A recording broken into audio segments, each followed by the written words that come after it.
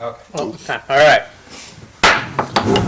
Ladies and gentlemen, welcome to the Planning and Zoning Commission for Tuesday, November 19th. We do have an established quorum this evening. Looking for a motion to approve the items or minutes for November 5th. Mr. Chair, I'd like to make a motion to approve the minutes from November 5th, 2024. Okay, got a first by Christina. Second. Second by Billy. All in favor? Aye. Aye. Any opposed? Hearing none. Recognizing persons not on the agenda this evening? Me. Come on up. Sign this. Please. Just need your name and address too. Okay. Rod Dudley, and I just wanted to make a really quick comment on the department head items, number 5, or no, that's 8. I looked through the packet and didn't find the permit report. Is that part of it? You can answer later. And code enforcement, those 3 things just aren't there. So is there a way to get a copy? And I know I can request it, but it's just not there. That, and then I'd like to see if we could start getting reports on EDUs and permits that are issued. And then, what is it, approved PODs, or PUDs. PUDs. And that's all I have. Thanks. Thank you. Oh, I'm taking this sign in. Excellent. Anybody else? Okay, seeing none. Any conflict of interest or ex parte contact declarations? Okay, hearing none. And we are here for a public hearing of an action item of an annex in Zone R4 for an open door rentals endurance holdings tabled from October 15th. It's a request by Bonnie Layton of NV5 on behalf of Open Door Rentals and LLC Endurance Holdings LLC to annex and zone to R4 a 40-acre parcel of land and all of the portion of the Smith Road that fronts this parcel. The parcel is located north of and adjacent to Smith Road, east of and adjacent to Autumn Road, and west of Southwest Rolling Hills Avenue, Mountain Home. Britta. Mr. Chair, having let you say all of that, as you may recall, with regards to, we tabled this, as there were some issues from a letter from Keller and Associates that the applicant and staff had needed to discuss. We were going to set up a meeting with those, the engineers and the, I think the architects and discuss it. We were not able to meet until November 8th, and therefore none of the edits were received by the 13th when packets went out. So there has been a request by the applicant to table to December 3rd, all 3 items. We did receive the edits today, and so they should be able to move forward on December 3rd. Okay, so it sounds like we need a request for a tabling or a motion to table until December 3rd. Mr. Chair, I make the motion to table. Then need to name all packages. Okay. Table PZ-24-50, PZ-24-49, and PZ-24-51 to the December 3rd meeting due to the applicant getting information to the city. Okay. Sounds good to me. Billy, first to Billy, second? Second. Second by Rob. All right. Rob, we'll start with you. Aye. Billy? Aye. Christina? Aye. An aye for me as well. That means this will be tabled until December 3rd. No new business.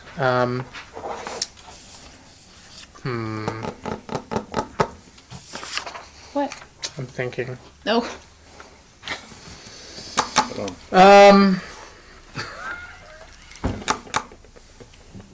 No, I'll do it. I'm gonna do it.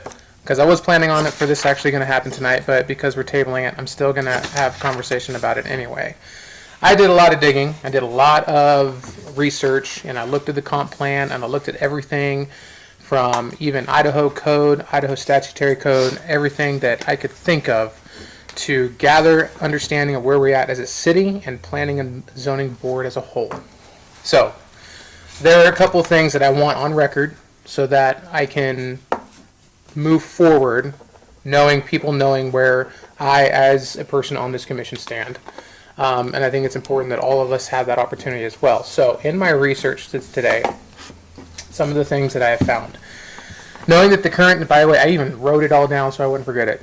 Knowing that the current infrastructure, mainly the sewer lagoons, are or at near capacity with nothing currently being done to improve the situation, moving forward with large developments is irresponsible and lacks consideration for the overall sustainability and success of the city.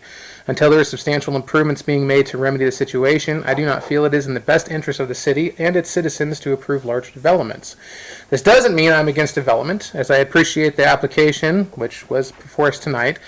However, until the city makes it a priority to upgrade current infrastructure, new large developments only compound the problem. I believe it is the Commission's responsibility to consider the needs in the city and plan according, thus the planning and zoning.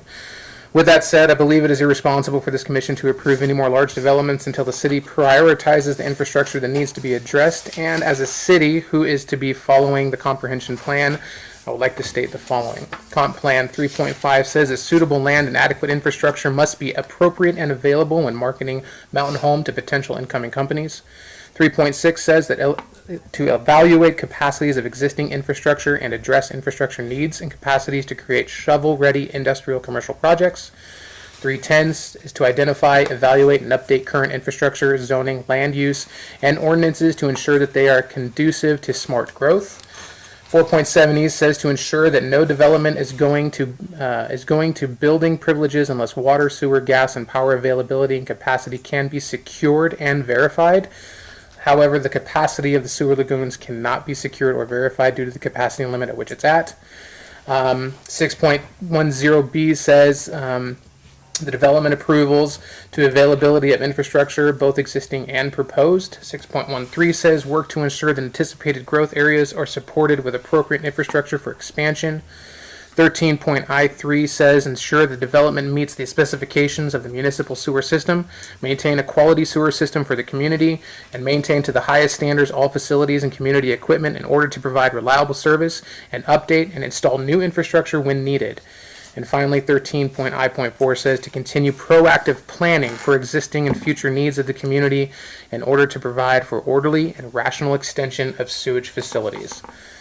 I believe that as a city, it would be of bad faith that we continue to write checks we can't cash to developers that come in, and we can't sit there and say we have them when we have infrastructure that is in dire need of being taken care of properly. So, I was going to wait, but I now have that out, and I was going to share that with the commission. Can I make a comment, Chair? Mm-hmm. I did email Brenda and Mr. Schroeder and Chris, and based on calculations going back and forth today, and this is, again, what information I had, we had 1,374 EDUs, but there's 1,104 obligated, so that, assuming we only have 270 units available. And one thing I asked is what's our contingency plan, because if we approve this was 300 and math the public 336 units, we'd be deficit 100 or 80 units ish. And what would be our capacity if everything we, like you said, if everything we approve come to shovel ready, they ready to connect? And according to the preliminary approval process of 9.610, a preliminary map, available public services to accommodate the proposed development. And just to concur on what you said, how do we as a board, and this was brought up in the last meeting, give that approval with the caveat, well, it's first come, first serve. And I understand what Mr. Schroeder doing a de facto moratorium means, but again, if that's in our commission review process, how can we say yes if it's not available? So I don't know if that's a legal question for you, or I guess it is a legal question for you. We're following it by policy decision of the governing body to provide adequate services to those units that are eligible for connection right now. That's the answer. Okay. Anything else Anybody else want to share? I guess I'm just confused. Where are we getting the 1374 and what do we mean by obligated? Obligated is basically what, I'll go back to this email again. I'm sorry, let me refresh my phone. So these obligated people, are these the people that have not gotten building permits yet? These are people that approve PDUs right now that will be hooked Yeah, up. but that doesn't matter because the building permit is what matters. They have building permits. According to the information we had last meeting and information I got from Mr. Curtis, they, and this is off of his chart, EDUs remaining for more storage. We have according to the map, what we have obligated, we got 270. And I asked for clarification on this to get obligated. Actually, let me go to my first email. This is what I asked. EDUs, total EDUs for immediate use, total obligated EDUs, which means they got the permit, they're ready to hook up. Total pending EDUs within the next 90 days that's ready to hook up. Then that would be the total available, the aggregate number of that. Non-consistency plan. So what happens if we run out of EDUs? What's our plan for that? And when will we go in service for the non-consistency? So if we run out of EDUs tomorrow, what's our get well date and when will we have new EDUs in service? So if we have 10, we run out of 10, it's going to be 6 months before we can have service. We tell the developer, yes, we don't have EDUs, but in 6 to 9 months, we will have EDUs to fit your schedule. So right now, to me, as this position, I like to know the information, so we have some kind of a ballpark to let them know in good faith that they can build. Okay, but it is, okay, first I'm just gonna say it. I completely agree with where you're coming from. It is irresponsible for us to continue to build if we don't have the appropriate infrastructure. I agree with you. But it is the obligation, the responsibility of the Planning and Zoning Commission to recommend for approval or rejection. We don't make, at the end of the day, the final decision. And even if City Council makes the final decision, it still needs to go to other powers of B in order for it to even go through. So I guess what he is asking, and I guess what I am asking for clarification is this. Do we even know if we have all of these building permits that supposedly are going to take whatever, 1,000 EDUs, are those concrete building permits and these people are actually going to be building and so then they are going to be using those EDUs? Have they started building those EDUs? Because as you know, I mean, at least at least in my line of work, you could move the dirt. But at the end of the day, it takes money to actually start building. And if you run out of money, guess what? You can't build anymore. So then I guess my question then would be, what is the rate at which these building permits actually get like carried out? Because that would be a huge number as well to know, like, what is the rate of conversion that we have here? Is it actually going to be 1,000 EDUs, or is it just going to be 75% of those EDUs, 50% of those EDUs? See what I'm saying? I get where he's coming from, and trust me, public, I know you're watching me. I understand that everybody's concerned about water, everybody's concerned about infrastructure, but at the end of the day, we can't be out there going, the sky's falling, when in fact the sky isn't falling and we are working towards a solution. And that's the reason I sent the email to Curtis and the staff today to find out exactly, like you said, get a concrete answer. Because the last meeting I asked, hypothetically, we got 1,000, and it was said, no, we don't have 1,000. Actually, we had 968 that's actually being obligated.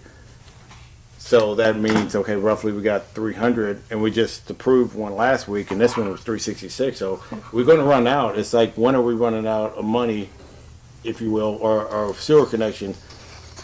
What's the end date? Where's the, basically a Gantt chart or something showing, okay, we have this obligated, we have these used, we have 10 left, or 12 left, or whatever. Right now, we don't have that information. And according to this, in good faith, the availability of public services to accommodate proposed development is right there in our commission review plan, and that's the number one item. And I get what you're saying, but it's like, the information we need to make that decision to push it up to the council is, what is our actual number? Is it 100? Is it 90? Is it 200? What is it? Because eventually we're going to run out. Because Curtis said last meeting, I'm paraphrasing, that we're going to need something sometime soon. Paraphrasing. So when did that date come in? Are we going to be, okay, we can't build? Because the last 2 meetings I asked, are we going to do a moratorium? Then we got a discussion about the de facto moratorium, and we can't do that. But when is that date is going to rise if we don't have the services to provide any new development? And that's the information I think everyone in this commission needs to make a decision.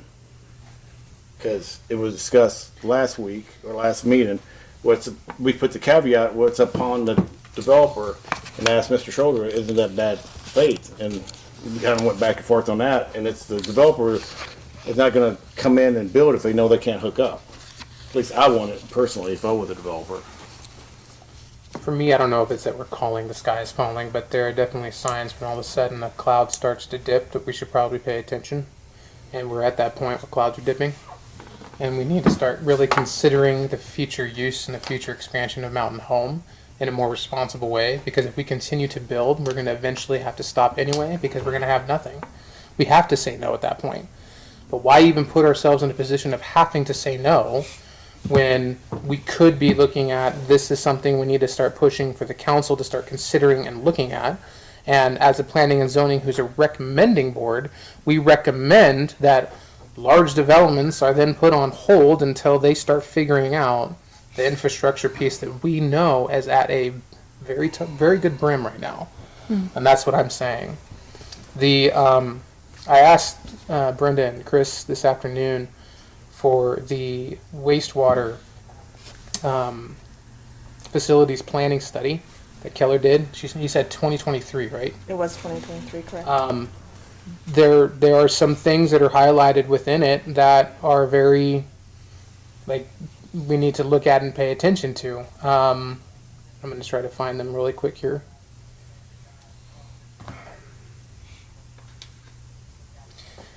It says storage rates are increasing. It is possible the seepage rates for all cells, all but cells 5 and 6, will exceed the limit within the 20-year period, especially as there is evidence of deterioration of some of the exposed liners.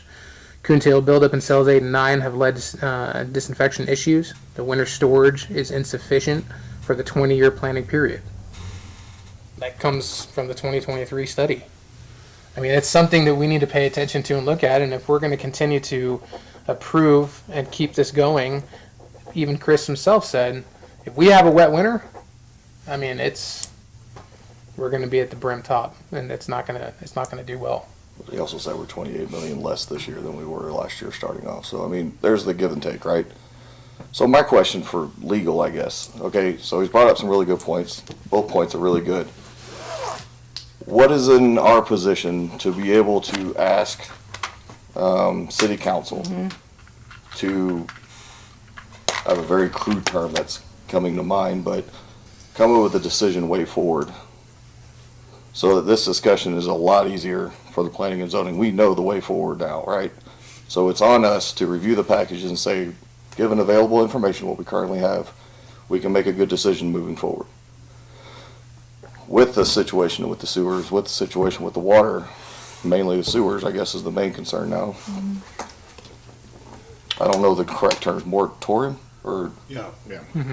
So what you need to do, Yeah, so I'm asking, how can we ask that of city council as a recommendation board? Is that something that we can legally ask them yeah, to say? so, what I think would be the best is to, on a non-site specific, so you're just in general, have a joint meeting with the city council, P&Z Commission and city council, on reviewing the goals in the comp plan, what limitations you have on infrastructure, and how the public facilities portion of the comp plan is under need of revision.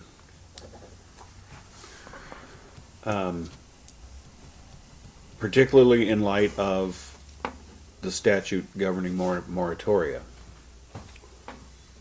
or moratoriums, depending on if you read it literally out of the code. So anyway, if a governing board finds that an imminent peril to the public health, safety, or welfare requires adoption of ordinances as required or authorized under this chapter, or adoption of a moratorium upon the issuance of selected classes of permits or both, It shall state in writing its reasons for that finding. The governing board may then proceed without recommendation of a commission, that would be this, upon any abbreviated notice of hearing that it finds practical to adopt the ordinance or moratorium. So if you want to have that discussion with the city council about whether a moratorium is appropriate, you can issue them for up to 182 days. The governing body can. But you can certainly meet with them and get crystal clear guidance about these issues so that you're not, you don't have this disconnect. When it comes, site-specific ones, you're gonna have disconnect. You're gonna get things on the record, but in a general planning sense, I think the time is ripe to have that discussion. And thank you. That's exactly what I'm trying to get at, is that I think there needs to be some marriage between us and the city council so that we know what's expected of us, because yes, I can sit here just like we did last week, right, or last meeting. According to the available data right now, we appear to have this many EDUs in storage, right? But with all the ones that we currently approved or have approved in the recent past, that's kind of a fudgy number, right? So I think, I don't know, Mr. Chair, I don't know how we do this, but I think it'd be prudent of this commission to be on the same page with what city council needs us to do, right? No? Yeah. No, Did I say that right? I absolutely No, agree. yeah. Yeah, and I think it would So- be good for us to get together with the city council and at least all of us be on the same page about where we're at and where everybody else is thinking too. Because as you stated, we are a recommending body, Yeah. so it all goes up. And I've had personal conversations with some city council members, and it's like we need to have that conversation. Correct. Yep. Okay. So It needs to happen. It will ease the tensions that we have here. I'm not saying between us, but I think probably the tensions that the public brings us, because I know we feel it too, you know? I know we feel it too, and we go, what are we going to do? You know? Well, we are citizens of the city, right? We are, exactly. So what is going to happen affects all of us. Well, I think what Mr. Dudley asked, to have the transparency of having it on every package is gonna kind of reduce that tension as well. Even if there's a delta of 10%, but Yeah. it's not gonna be that fluid, but even we had some kind of ballpark, because the numbers, they're not absolute and concrete, so what is our true number? And that's what I was trying to get to today, and I'm just ballparking off of the information I got, so it's like, we need that report, and I think the public would appreciate that report as well, like Mr. Dudley requested, so we know going into it what we have and what we don't have. Brenda, so who do we need to talk to about getting a meeting with city council? I believe we can make that recommendation to council, well, probably to the mayor, Okay. to see if we can get you on, when we can get on an agenda or create a special meeting. Okay. Because, yeah, we don't want the appearance to be that we're talking about a specific Correct. site plan or Right, preliminary it's- plat or no, anything like it's- that. We want it, In general. right, Yeah. it needs to be a very general, It's just, you know, you have some tasks ahead that are housekeeping tasks that are required to be done anyway, which are updating the comp plan. Updating the comp plan doesn't have to be this, you know, gigantic circus dog and pony show. It's more mundane. And so there are numbers in the comp plan that are out of date, particularly with respect to public services. There's input needed from our school system in the comprehensive plan that continues to be lacking. Input from the school district. Anyway, those updates to a comprehensive plan are legislative in nature, as are updates to the zoning ordinance. And so I believe we have some updates to the zoning ordinance we're kicking around. All of those things are absolutely ripe for a joint meeting with the city council, again, so you're not making a product in a vacuum. right? And you know those things that they're likely to approve or you can jointly recommend. Updating the comp plan, this one's 5 years old, which is relatively young when it comes to comp plans statewide, but it's needed. So that is the general sense of the conversation you would have in a joint meeting. So it's Right. wildly not site-specific. Right. It ends up happening to be site-specific because a couple of the topics there affect pending applications. Right. But you need some guidance from the city council about what these, I'm currently texting a member of the city staff regarding this Excel spreadsheet about EDUs because I don't understand some of these numbers, but that's neither here nor there. Okay. So then we'll Need a have. motion or no? Sorry. I don't think we need Just a a motion. recommendation? Yeah. Okay. Just a recommendation. So, Mr. Chair, legal, so I will bring this up to the mayor to create, a time for a joint meeting with the council, and will the mayor need to have a discussion with council beforehand, or will he be able to set certain date? They can just set it, he can The- set it with the council, they can bring it up, Okay. you guys can come to a regular council meeting or you can have a special one, whichever, I don't know. Okay. Mr. Schroeder, will public input be available, or is it just dialogue between us and I think it would be more productive if, I mean, there's time for public input, particularly whatever product you're proposing or going to do will be subject to a public hearing, and you'll be able to get public input on that. But this is the discussion between the recommending body to the governing body. What do you want us to do here? So, Okay. Anything else? I don't, no. Okay. Thank you for going with me on that. Yeah, yeah. No, thank you for bringing it up. I felt, honestly, when we walked out of here a couple weeks ago, I was like, oh boy. Some Well, discussions this need to last be week's had. discussion is what me, like, Yep. that what made me think of, Yep. we need to meet. We Absolutely. have to do something with city council, so Yeah. I appreciate that. All right, let's get through this last couple bits. Yep. I do have an action item for the approved findings of facts for the case of Cruz.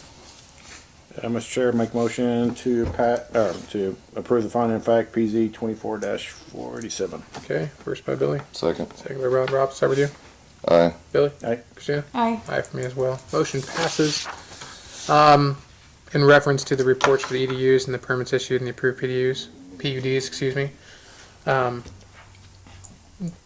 All I can say is it's probably an oversight, well, it's an oversight on getting those on there and attached, and is why they were not in the packet. But they can be requested. But they can be requested, sure. Okay. And I can put them, I'm assuming none of you got them either, so, I can put them on the next agenda as well, so they can be, included in that packet. What Thanks, what are we Brenda. talking about? It's always interesting to see what The, code the enforcement's reports, doing. the code enforcement stuff, and Oh, I got those. And the building permits. You did? you did get those? That's what I was looking at. Oh. So they were in the email packet. They aren't in these packets for some reason, so, Right, right. yeah. Okay. So if you got it, then you all have them You as well. probably Well, have them too. Yeah. Items requested by commissioner staff. None. All right, ladies and gentlemen, we are out of here. 5:58. Thank you.